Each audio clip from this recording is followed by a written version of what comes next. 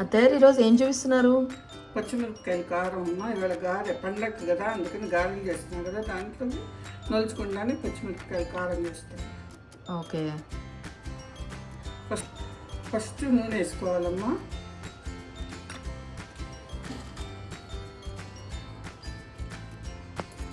నూనె కాగిన తర్వాత కొంచెం మెంతులు వేసుకోవాలి.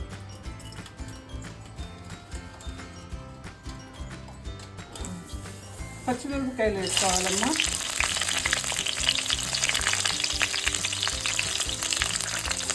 ఇవి 1/2 కేజీ పచ్చిమిరపకాయలమ్మా. 1/2 కేజీ పచ్చిమిరపకాయలు పచ్చడి వేస్తాం.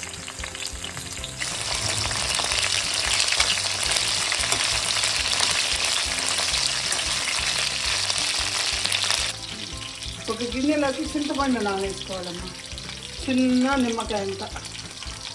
తర్వాత ఇవి వేయించుకోవాలి, బాగా ఎర్రగా వేగే వరకు వేయించుకోవాలి. సిమ్లో పెట్టేస్తే చక్కగా మగ్గిపోతాయి.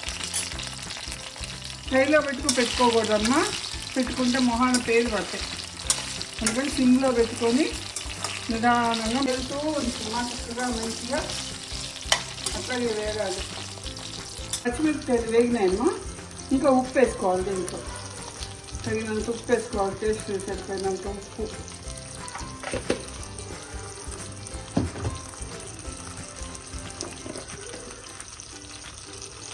పసుపు,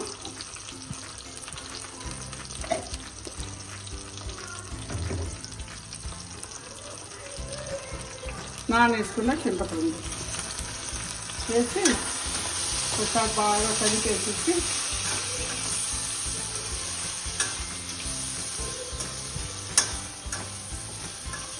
కట్టేటి చల్లారిన తర్వాత మిక్సీ వేసుకోవాలి.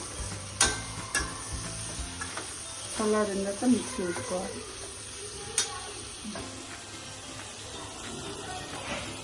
బాగా వేగినాయమ్మా, వేగి చల్లారినాయి కూడా. ఇంకా మిక్సీ వేసుకోవటమే.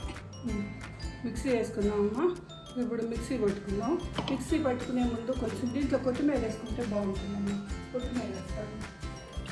కొత్తిమీర వేసి మిక్సీ వేసేది.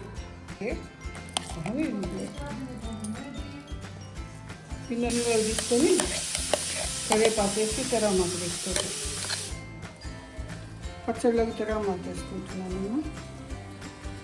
పచ్చిమిరపకాయలు కారం కాబట్టి నూనె కొంచెం ఎక్కువ వేసుకోవాలి. నూనె కాగాలమ్మా. కాగిన తర్వాత కొంచెం మినపప్పు, కొంచెం ఆవాలు, కొంచెం జీలకర్ర,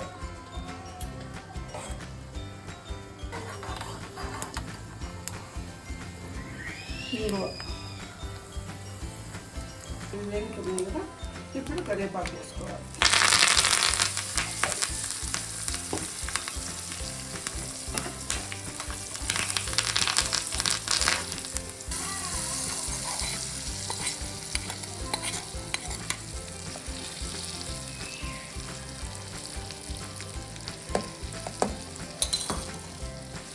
తిరగమాత అయిపోయిందమ్మా. దీన్ని బాగా కలుపుకొని దీన్ని అన్నంలోకి వేసుకోవచ్చు, గారెల్లో వేసుకోవచ్చు, దోశల్లో వేసుకోవచ్చు, దేంట్లో అయినా బాగుంటుంది.